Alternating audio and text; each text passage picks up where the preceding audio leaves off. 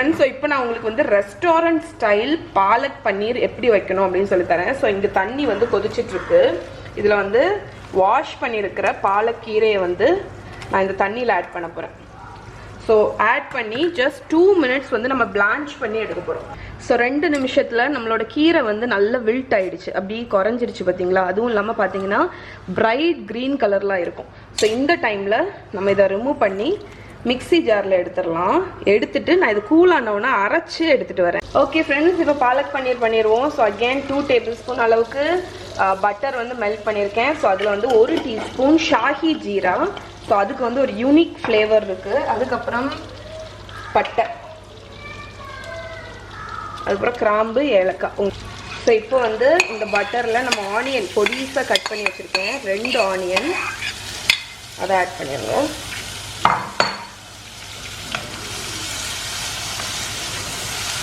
So நம்ம கீரையை வந்து இந்த பிளான்ச் பண்ணி பண்ணதுனால எவ்வளோ பச்சை பசேல்னு இருக்குது பாருங்கள் கீரை அரைச்சது. ஸோ இதை ஓரத்தில் வச்சுருங்க. ஸோ இப்போ வந்து நம்மளோட ஆனியன் வந்து ஃப்ரை ஆகிடுச்சு. அதில் வந்து நான் 1 பச்சை மிளகா பொடிசாக கட் பண்ணியிருக்கேன், அதை ஆட் பண்ணிக்கோங்க. அதே மாதிரி இஞ்சி பூண்டு பேஸ்ட்டும் ஒரு டேபிள் ஸ்பூன் ஆட் பண்ணி அதையும் நல்லா சாட்டே பண்ணிடுங்க. ஸோ இப்போ இந்த ஆனியனில் வந்து தக்காளி, ஸோ 1 வெங்காயம் போட்டிங்கன்னா 2 தக்காளி, அதுதான் கணக்கு. அதுவும் அரைச்சி தான் போட்டிருக்கேன் நான்.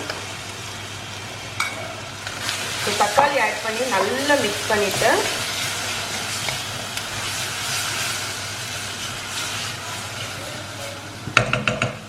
ஓகே. ஸோ தக்காளி ஃபுல்லாக மிக்ஸ் பண்ணியாச்சு. இப்போ மூடி போட்டுட்டு ஒரு 5 நிமிஷம் நல்லா குக் ஆகட்டும். ஸோ நம்ம ஆனியன் தக்காளி எல்லாமே நல்லா வதங்கிடுச்சு. அந்த எண்ணெய் வந்து பிரிஞ்சு வந்துடுச்சு பாருங்கள். இப்போ நம்ம இதில் வந்து மசாலா பொடி எல்லாமே ஆட் பண்ண போகிறோம். ஸோ எப்போவுமே நார்த் இந்தியன் டிஷ்ஷுக்கு மெயின் இது என்னெல்லாம் இருக்கும்னு பார்த்தீங்கன்னா சில்லி பவுடர் இருக்கும், கொஞ்சம் மஞ்சள் பொடி இருக்கும், அதுக்கப்புறம் கொத்தமல்லி பொடி இருக்கும், அதுக்கப்புறம் கரம் மசாலா பவுடர்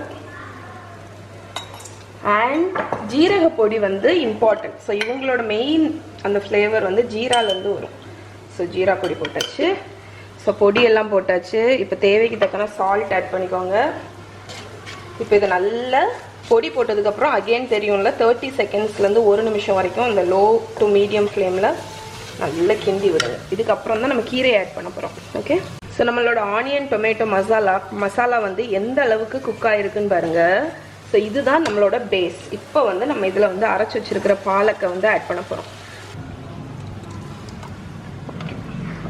ஸோ இப்போ இதை நல்லா மிக்ஸ் பண்ணி விட்டுருங்க. இப்போ இங்கே பார்த்தீங்கன்னா நம்மளோட பாலக் பன்னீர் வந்து நல்லா கொதிச்சு ரெடி ஆயிடுச்சு. நம்ம மூடி போட்டு குக் பண்ணாததுனால உங்களுக்கு வந்து கலர் வந்து மாறலை. ஓகே. ஸோ இந்த டைமில் உங்களுக்கு தண்ணி வேணுன்னா இதில் கொஞ்சம் ஆட் பண்ணிக்கலாம். பட் நான் இதை கொஞ்சம் திக்காக தான் வைக்க போகிறேன். அதனால இப்போ வந்து பன்னீர், ஸோ நான் யூஸ்வலாக வந்து நிறைய பேர் கேட்பீங்க பன்னீர் வந்து ஃப்ரை பண்ணி போட வேணாமா அப்படின்னு. உங்ககிட்ட ஃப்ரெஷ் பன்னீர் கிடச்சிச்சின்னா ஃப்ரை பண்ண தேவையில்லை. ஸோ கொஞ்ச நாள் ஆன பன்னீர்னா மட்டும்தான் நீங்கள் ஃப்ரை பண்ணி போடணும். ஆனால் நான் இது வரைக்கும் பன்னீர் ஃப்ரை பண்ணதில்லை. பன்னீரை வந்து கட் பண்ணிவிட்டு ஒரு பவுலில் எடுத்துகிட்டு ஹாட் வாட்டர் மேலே ஊற்றிட்டு கொஞ்சம் 5 நிமிஷம் வச்சுட்டு ஆட் பண்ணிடுவேன். ஸோ இந்த மாதிரி பண்ணும்போது பன்னீர் வந்து உங்களுக்கு சாஃப்டாக இருக்கும். ஸோ பன்னீர் ஆட் பண்ணி ஒரு 2 மினிட்ஸ் லோ ஃப்ளேமில் குக் ஆகட்டும். ஸோ டேஸ்ட் பார்த்துட்டேன், உப்பு எல்லாமே கரெக்டாக இருக்குது. இப்போ அடுப்பை லோவில் வச்சுட்டு நம்ம ஆட் பண்ண போடக்கூடிய ஃபைனல் 2 இன்க்ரீடியண்ட் கசூரி மேத்தி, அதாவது நம்மளோட காஞ்ச வெந்தயக்கீரை.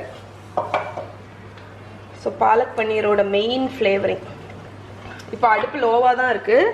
அதுக்கப்புறம் ஒரு 1/4 கப் அளவுக்கு ஃப்ரெஷ் க்ரீம். ஸோ இதுதான் வந்து ரெஸ்டாரண்ட் ஸ்டைலில் அவங்க வந்து மிஸ் பண்ணாமல் ஆட் பண்ணக்கூடியது. ஸோ நீங்கள் வந்து நார்மலாக பண்ணுறீங்கன்னா ஃப்ரெஷ் க்ரீமெல்லாம் ஆட் பண்ணணுன்னு அவசியம் இல்லை. இது சும்மா சாப்பிட்றதுக்கே நல்லாயிருக்கும். ஆனால் உங்களுக்கு அந்த க்ரீமி டெக்ஸ்டர் வரணும் அப்படின்னா அதுக்கு ஃப்ரெஷ் க்ரீம் ஆட் பண்ணணும். அந்த கலருமே உங்களுக்கு வந்து அப்படி லைட்டாக ஒரு மாதிரி க்ரீமியாக மாறும். அவ்வளோதான் ஃப்ரெண்ட்ஸ், இதுதான் நம்மளோட ரெஸ்டாரண்ட் ஸ்டைல் பாலக் பன்னீர். ஸோ எப்படி இருக்குது பாருங்கள், செம்மையாக இருக்கும்.